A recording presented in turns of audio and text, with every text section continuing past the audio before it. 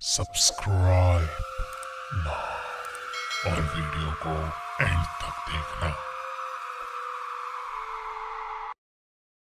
1 जनवरी 2003 की सुबह रितेश और उसके दोस्तों के साथ एक ऐसी घटना हुई जिसे वो आज तक याद करते हैं। उस समय रितेश सूरत की एक आईटी कंपनी में जॉब कर रहा था। साल 2002 खत्म होने वाला था और न्यू ईयर सेलिब्रेट करने के लिए रितेश ने डूमास बीच जाने का प्लान बनाया। 31 की शाम को वो अपने 2 और दोस्तों को लेकर डूमास बीच के पास एक रिजॉर्ट पर पहुंचे, जहां न्यू ईयर की एक पार्टी चल रही थी। रिजॉर्ट के स्टाफ को कुछ पैसे देकर उन्होंने अपने लिए ड्रिंक्स का जुगाड़ भी कर लिया था। खूब जोरों शोरों से रिजॉर्ट में पार्टी करने के बाद वो समुद्र के किनारे बैठने डूमास बीच की ओर चले। रिजॉर्ट के एक वेटर ने उन्हें रोक के बताया कि डूमास बीच हॉन्टेड है और वहां रात में आत्माएं भटकती हैं और उनको वहां जाने से मना किया। पर उन तीनों ने उस वेटर की बात नहीं सुनी और डूमास बीच चले गए।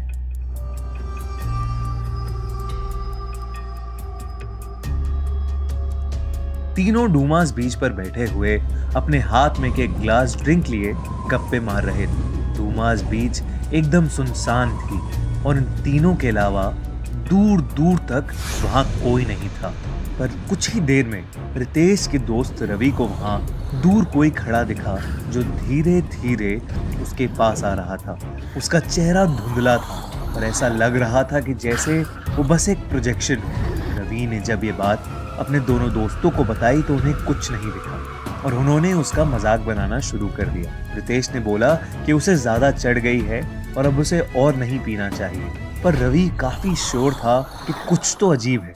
वो बार बार उसी धुंधले चेहरे वाली उस औरत को देख रहा था। देखते देखते अचानक वो उसके पास आ गई और उसके आर पार हो गई। रवि को एकदम से काफी अनईजी लगने लगा और वो चक्कर खा के नीचे बैठ गया।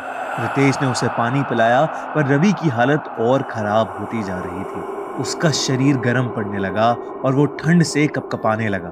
उन्होंने वापस रिजॉर्ट जाने का सोचा पर रवि चलने की हालत में नहीं था। रितेश ने अपने दूसरे दोस्त पुनीत को रिजॉर्ट से पानी, दवाइयां और जैकेट लाने को कहा। जैसे ही पुनीत वहां से गया वैसे ही रितेश को किसी के रोने की आवाज आई। उसने देखा तो समुद्र के किनारे पर बैठी एक औरत नीचे मुंह करके रो रही थी। उसे भी समझ आ गया कि बीच पर और देर रुकना ठीक नहीं है। वो तुरंत कांपते हुए रवि को उठाने बढ़ा।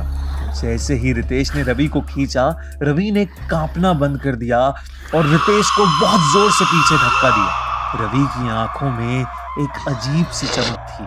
उसने गुस्से में रितेश को देखा, जिससे रितेश बहुत ज्यादा घबरा गया। इतने में पुनीत भी रिजॉर्ट के स्टाफ को लेकर वहां पहुंच गया। रवि उन सब को देखकर बहुत जोर से गुस्से में चिल्लाया और ये देखकर रिजॉर्ट वालों ने आग जलाकर उसे डराया और बहुत कोशिशों के बाद उसे बांध दिया।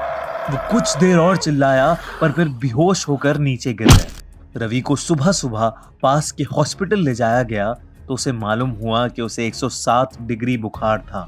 2 दिन हॉस्पिटल में रह के वो ठीक तो हो गया, लेकिन उसे अपने साथ हुई घटना के बारे में कुछ याद नहीं। पर रितेश और पुनीत इस हादसे को कभी नहीं भूल पाए।